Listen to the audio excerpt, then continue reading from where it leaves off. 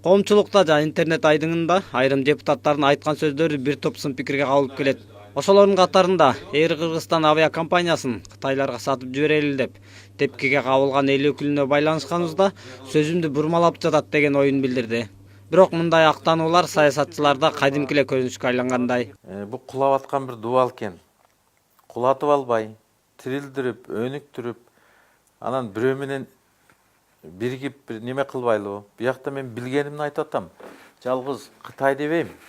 Мен билгенимче Кытайда самолеттар, учактар ушундай ашып ташып тургандан бир Япониянын бир кичинекей шаарына, бир Токмак сыяктуу бир шаарына 20 кишини алып барып, 8 кишини алып келет деген кабарларды окудум да мен Кытайдын сайттарында. Анан эң чоң компаниясында 600ден ашык самолеты бар экен.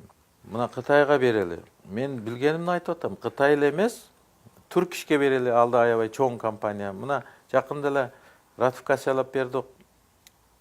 Катар авиакомпаниясы. Ал келди, Кыргызстан базарына, рыногуна кирели деп атат. Же ошого бербейлиби?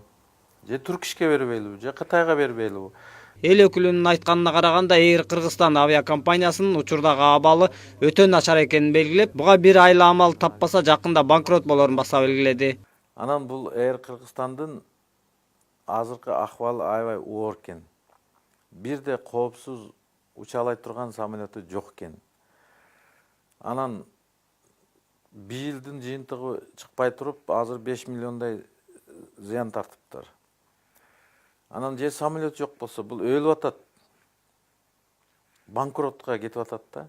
Жакында анан банкрот болот, анан арзандаганда бирөө сатып алат.